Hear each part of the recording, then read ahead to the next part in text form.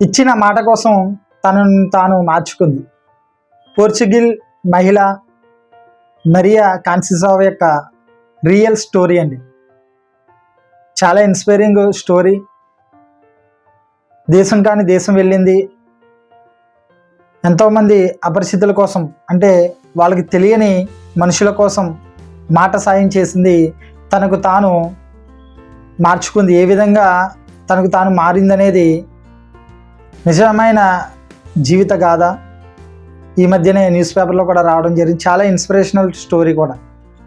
చిన్నప్పుడు తను పుట్టగానే తండ్రి వదిలేశాడు. 10 ఏళ్ల వయసులోనే తల్లి కూడా వదిలేసింది. చదువుకోవడం అంటే చాలా ఇష్టం మరియాకి. మరి అటువంటి సందర్భంలో టాయిలెట్స్ క్లీన్ చేస్తూ చదువు కొనసాగించింది. కొన్ని భాషలపై కూడా స్కిల్స్ సంపాదించిందన్నమాట. సంపాదించిన తర్వాత హెయిర్ హోస్ట్ కింద జాబ్ కూడా రావడం జరిగింది. జాబ్లో భాగంగా తను విలాసవంతమైనటువంటి జీవితం, మంచి ఉద్యోగం, మంచి జీతం,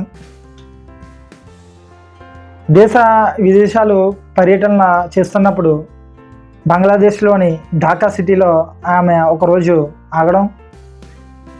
ఫ్లైట్ లేట్ అవుతుందంటే ఒకసారి సిటీని చూసి వద్దామని చెప్పి బయటకు వెళ్ళి చూస్తుంటే ఒక ఏరియాలోకి వెళ్ళింది. అక్కడ ఎక్కడ చూసినా సరే మురికివాడలు, మహిళలు చాలా దీనస్థితిలో ఉన్నారు. చిన్నపిల్లలు చదువు లేదు, విచ్చలవిడిగా తిరుగుతున్నారు.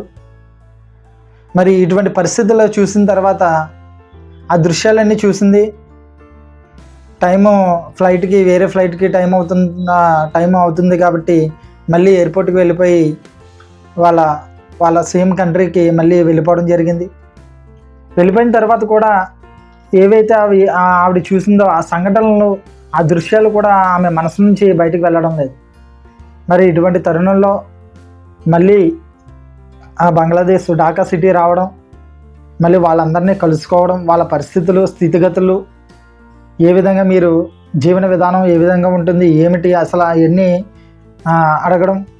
దాదాపుగా 101 మంది ఫ్యామిలీస్ని ఆమె సర్వే చేసి దాదాపుగా 600 పిల్లలకు విద్యను నేను నేర్పిస్తాను అని చెప్పి మాట ఇచ్చి, అంటే ఇచ్చిన మాటను కట్టుబడి తాను ఏ విధంగా మార్చుకుంది అనేది చాలా ఇన్స్పైరింగ్ అండి. సరే, మాట ఇచ్చేసాం. మాట ఇచ్చిన తర్వాత దాన్ని నిలబెట్టుకోవాలి, దానికి ఏ విధంగా ప్లాన్ చేయాలని చెప్పి ఇంటర్నెట్ ఓపెన్ చేసి, అసలు మనకి ఇంత డబ్బు రావాలంటే, ఇంతమంది పిల్లలను చదివించాలంటే డబ్బు ఏ విధంగా వస్తుంది అనేది చూసుకుని ఇంటర్నెట్లో చూడడం జరిగింది. వాళ్ళ ఫ్రెండ్స్ తోటి చర్చించడం జరిగింది. ఇవన్నీ చూసిన తర్వాత వాళ్ళ ఫ్రెండ్స్ కానీ ఈ కొంత సమాచారం కానీ తీసుకున్న తర్వాత చాలామంది చెప్పిన విషయం ఏంటంటే, ఇంతమందిని నువ్వు చదివించాలి, ఇంతమందిని చూసుకోవాలంటే అంటే కొన్ని అడ్వెంచర్స్ ఈవెంట్స్ లాంటివి నువ్వు కనుక పాల్గొన్నట్లయితే నీకు కొంచెం మంది స్పాన్సర్ చేస్తారని చెప్పి అనే విషయాన్ని చెప్పడం జరిగింది. సో ఆమె వయసు అప్పటికీ కూడా 27 సంవత్సరాలు, 27 నుంచి 30 మధ్యలో ఉంటుంది. ఆ వయసులో కూడా అథ్లెటిక్ కింద చేరాలి, అథ్లెటిక్స్లో మనం చేరి ఈ ఏదైతే అడ్వెంచర్స్ ఉన్నాయో అవన్నీ కూడా చేయాలని చెప్పి ఆవిడ అనుకుంది. సంకల్ప బలంతో ఆమె అనుకున్న తర్వాత ఒక మౌంట్ ఎవరెస్ట్ కూడా ఎక్కడానికి ప్రయత్నం చేసింది. ఏదోలాగా కష్టపడి దాన్ని అధిగమించిన తర్వాత స్పాన్సర్స్ ఇస్తానన్న వాళ్ళు కూడా ఇవ్వడం మానేశారు. అయినా సరే ధైర్యం కోల్పోకుండా దాని తర్వాత ఒక పర్వతం మరొక వాళ్ళ కంట్రీస్లో ఉంటుంటాయి కదండి, అలాగా అడ్వెంచర్స్ చేస్తూ మరొక పర్వతం ఎక్కుతున్నప్పుడు కూడా స్లిప్ అయ్యి పడిపోవడం జరిగింది.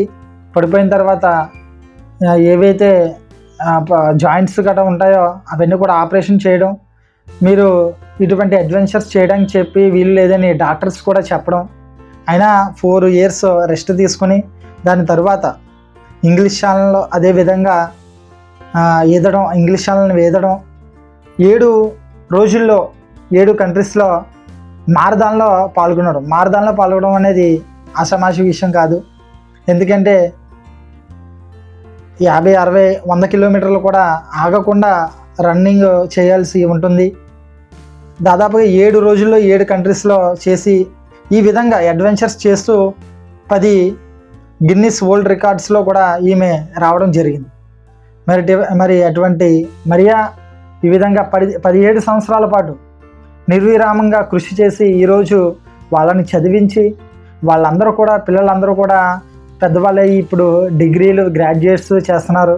కొంచెం మంది వ్యాపారంలో స్థిరపడ్డారు, కొంచెం మంది డాక్టర్స్ లెక్చరర్స్ ఈ విధంగా అవ్వడం చాలా ఇన్స్పైరింగ్ స్టోరీ అనిపించింది. ఆమె జీవిత గాథ సాయం చేసే ఆలోచనే కాదు, మనలో సంకల్ప శక్తి ఎంత ఉన్నది అనేది ఆమె జీవిత విజయగాథ ద్వారా మనకు తెలుస్తుంది. నేను నా అనే పరిధిని దాటి తన ఆలోచన మార్చుకుని అందరికీ కూడా ఒక స్ఫూర్తిదాయక మహిళగా ఈరోజు ఉంది. కాబట్టి ఇలాంటి ఇన్స్పిరేషనల్ స్టోరీస్ని మనం ఇన్స్పిరేషన్గా తీసుకుందాం, సమాజంలో మనవంతు తోడ్పాటు అందిద్దాం.